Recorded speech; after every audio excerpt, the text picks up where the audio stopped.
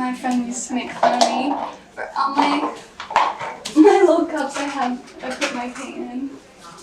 But I used to use a palette too, and then I started just like glopping it on. My professor said, you should just paint, just put everything in cups, like don't use a palette.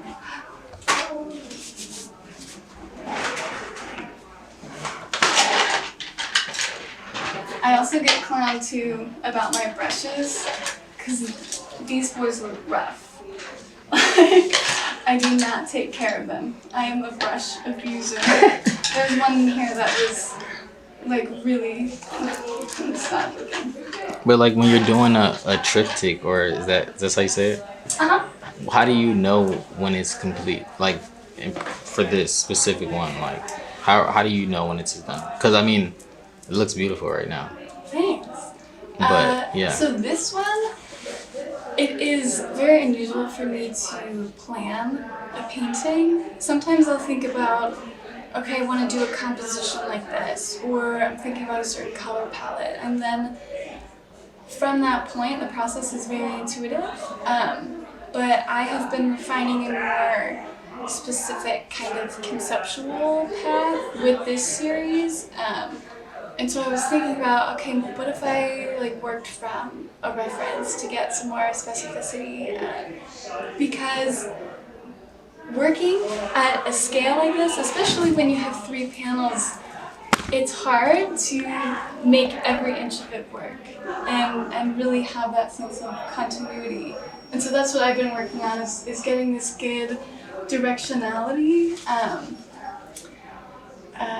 But beyond formal things, I've been really into putting text into my work. So a lot of the ones I have right now with the text are in show book. This one, I think is really the star of this series. I'm definitely not done with it yet. But I am really, interested in how our memories and experiences, shape who you are and the way you navigate the world. And so I feel like a lot of my stuff used to be very flat and gestural, and I've been moving more into these types of like abstract, dream landscapes. So they're not necessarily referenced. Like using a reference photo for this one is very, it's a different approach for me. Because I like thinking about, okay, how do all these memories and good experiences and bad experiences, like how do they interact in your mind? Because you are a product of, moving through time. What you see, what you do, what happens to you. And so I was thinking, I was like doing stuff, and they were getting really gritty, which I love. I've been thinking about calling this series Heavy Hitters. What was that? I said I was thinking about calling this series Heavy Hitters. Okay. Because I think a lot about... This one or this? All these paintings are a part of it. Because I feel like the art world doesn't need any more pretty paintings. Pretty, they have their place. But when you think about contemporary art, the stuff that is really powerful, the stuff that is fresh and people want to look at, are the things that are hard to look at, or the things that make you feel. And there's something that I really like to talk to people about, and it's like when you're looking at painting, especially painting, because it's such like archaic medium, people working in all sorts of things now, to be able to look at something and say, this is bad and I like it, or this makes me feel bad and I like it. All right. It's like it's interesting to be able to hold 2 opposing ideas or thoughts in your mind and really push yourself beyond what you're used to.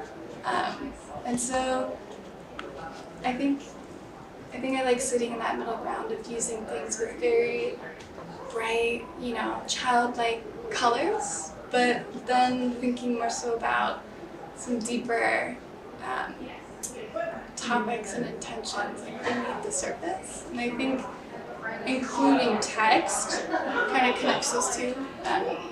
So all the text I use, I write myself also. I think I've used reference things before, but all of the like segments and things I end up putting in there, those are ones that I write. So yeah, love that one. What's the reference behind this? Yeah, so these are all photos from when I was a kid, and then there's one in the middle of me a little older as a teenager, so kind of different stages of my life. And there's a strange and interesting association with all of those, but mainly I thought it was cool to wildly manipulate the light and the colors and the, kind of the orientation and putting them together like a timeline, the way you remember things and how over time things change in the way you remember it. The more you access that memory, a lot of times the fuzzier it gets, or details and experiences, your brain can change a memory and you don't even realize it. And so thinking about this one having a more specific memory or experience in mind, as opposed to like the concept in general. So I had this idea, and so then when I like picked photo, I was like, cool, yeah, this is looking really cool. But it's a big painting. It has to take a while.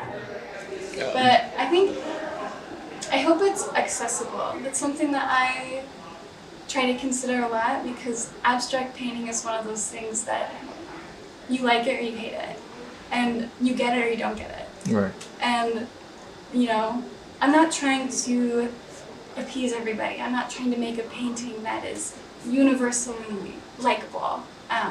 But also too, when I have all these like complex, intentional ideas, I want to make sure that it comes across, when somebody encounters something like that.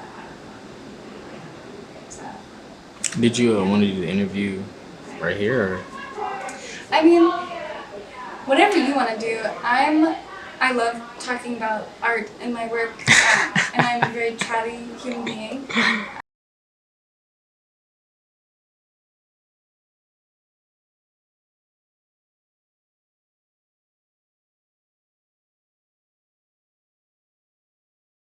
A one-of-one. This painting came 100% from me, and so that's, I think, why I still stay with painting.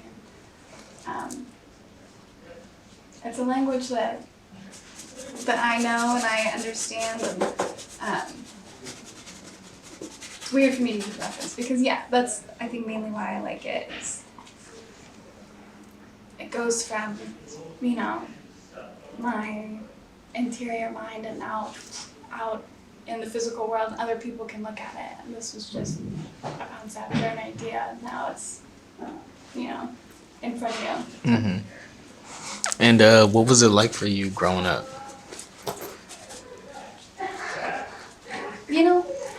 I feel like a lot of people, well, actually, not so much anymore. A lot of people have varying paths into, the arts or their creative field, but I was going to say a lot of artists are like, oh, I've been an artist my whole life. But that is actually how I've been. Everybody in my family's creative. Everybody has a creative practice. My grandmother is like a master seamstress, and she will like compete in all these textile things. My mom is an expressive arts therapist. And so one of my favorite photos of me as a kid is on Christmas. My mom got me like a paint. I was 2 years old. She got me an easel and some art supplies, and as like a little toddler, I mean, I was going in. I was so excited. I remember her saying like, I got it all set up and I wanted to paint like right there on the floor on Christmas, and with all my stuff around, I just full stop. I was like you can't paint right now. I'm like, why not? This is what I want to do. And that was pretty. I mean, that's always been the way I understand the world. Mm-hmm. There was one time I was in maybe like 1st or 2nd grade. I go to my friend's house and we're bored. It's summertime, and she was like, oh, like, what do you want to do, whatever. I'm like, oh, like, let's draw, let's, like, where are your art supplies? Like, let's just kind of, like, color for a little while. She's like, I don't have any. I was gobsmacked. She's like, what do you mean? What do you mean you don't like to just draw all the time? What do you mean you don't have, like, you know, the get-up? Right. And I've never moved away. I've never wanted to release art as, you know, I can't. It's the way that I really understand myself and everything. And it's strange to kind of make sense of that, but you know, making things in of itself is satisfying. To be a creative, to be a maker, that is something that is satisfying. It's a problem-solving thing. It's, you know, how you decode or understand complicated things or complicated people or experiences. You see things and, you know, you're asking questions. You know, creative people are curious people. I agree. And, you know, it's, you gotta make the thing. You have to get it out. You have to make it and look at it and you know, it's... And what is inspiring you to create at this moment, 2024?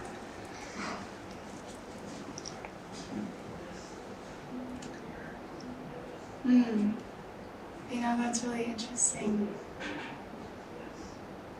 I think I have this drive to catch up to the pace of where I want to be, because I have all these ideas, I have these thoughts, I have these intentions, and you know, I've had a really rough couple of months, and I haven't been able to make as much work as I wanted.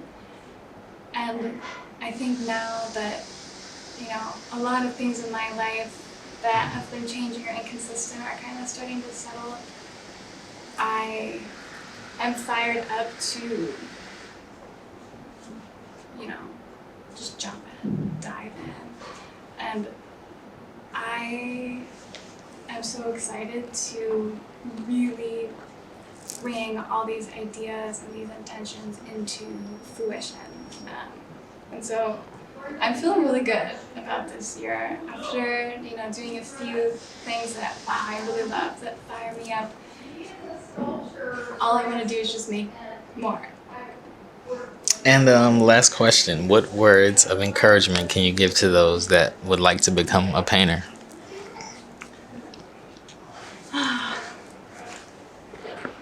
Where can I start? And, you know, I've been told that I'm somebody that gives really good advice, but it can be hard as an artist sometimes to not come off as patronizing.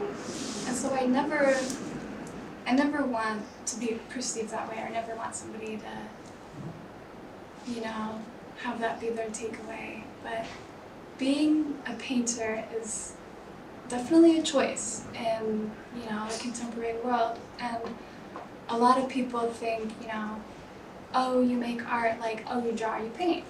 And those are probably the most, like, traditional formats. Now, contemporary art, you know, vastly deviates from that. And history is important to an extent because it sets a foundation. It helps you learn, you know, not only what's been done before, but how to do the thing that you want. And after you look at that, it's important to let it go. And really great work comes from doing the work. Really great work comes from doing a lot of bad work before that. And so if somebody wants to be a painter and you got to that point, you learn that language, you love it, work makes work. That's one of the best things, I had anyone ever tell me. Work creates work. And painting is one of the, especially oil painting, takes a long time. Being an artist is the most authentic form of long game there is. And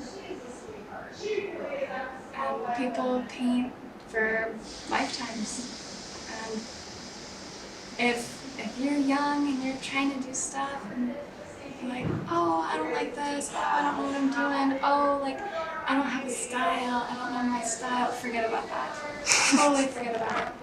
Because a style comes from you, from your hand. It doesn't start with your mind saying, this is going to be my style. Because then it's contrived and it's hard, and you can do that, but as a painter, a lot of it is in the act, in the movement, in the gesture, in the way that you move. And don't worry about everything that's coming later. Worry about, what can I do now? Where am I at now? And then when you have a bunch of stuff, lay it all out in front of you. Look at it, and even if you hate everything, you have a lot of stuff, odds are there's going to be something that's really good. And you say, all right, cool. How do I do that again? And if somebody wants to be a painter and you get through that process, then you're a real one, and you definitely want to be a painter. Thank you. Blessings. Yeah, so I can... Okay. Also, I am not somebody that can do two things at once, surprisingly. Yeah, I can chit-chat, and I can give you an extremely articulate rundown, or I can do something else. I can't do two things at once. But yeah, I can work for a little bit if you wanna. Okay. If you wanna get some shots. All right. Do you